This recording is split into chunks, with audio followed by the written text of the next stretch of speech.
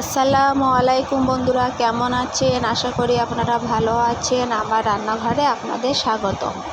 আমি ভালো আছি। আজ আপনাদের জন্য নিয়ে এসেছি নতুন এক রেসিপি। এখানে ডিম আলু নিয়েছি, কড়া বসিয়ে দিয়েছি। কড়াটা গরম হওয়া পর্যন্ত অপেক্ষা করব।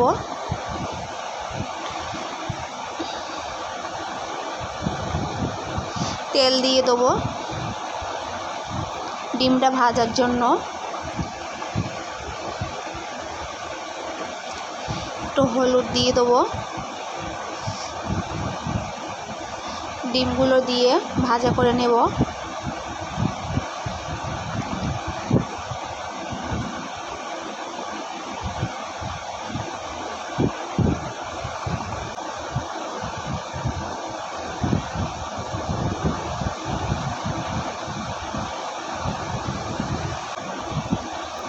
একটু লবণ দিয়েছি।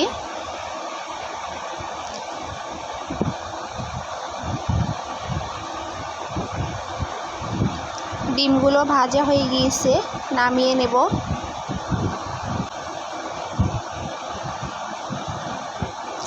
আলুগুলো ভাজা করে নেব।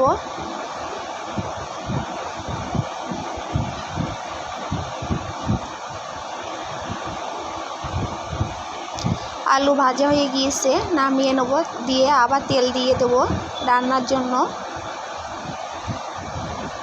এক পিস তেজপাতা দিয়ে দেবো। পেঁয়াজ দিয়ে দেবো।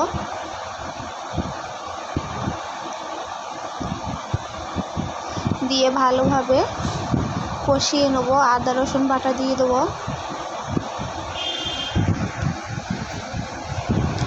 লবণ দিয়ে দেবো। হলুদের গুঁড়ো দিয়ে দেবো। ঝালের গুঁড়ো দিয়ে দেবো।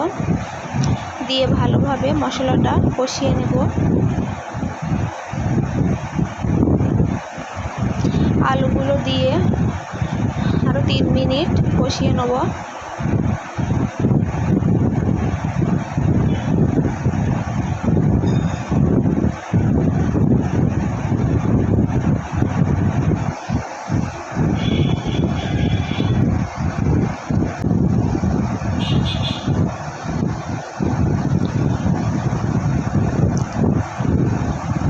একটু পানি দিয়েছিলাম কষানোর জন্য।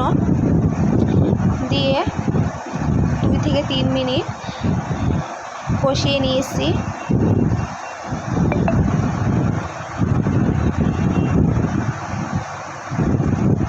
আরও 5 মিনিট চাপা দিয়ে রাখবো।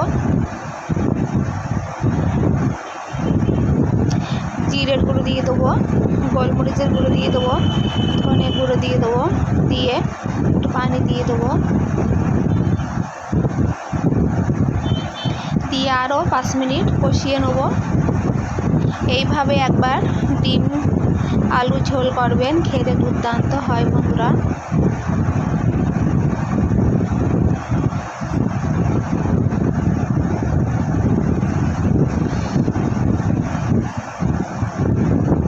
কত সুন্দর হয়েছে দেখুন। ডিমগুলো দিয়ে দেবো। দিয়ে 1 মিনিট কষিয়ে নেব আলু ডিম একসাথে।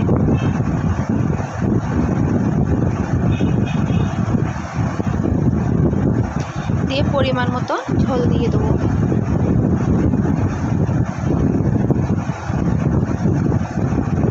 ভালো লাগলে লাইক কমেন্ট শেয়ার করতে ভুলবেন না। সাবস্ক্রাইবটা করে দেবেন।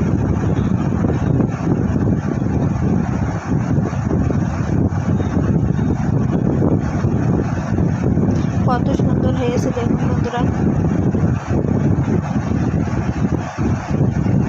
একটু মিট মশলা দিয়ে দেবো।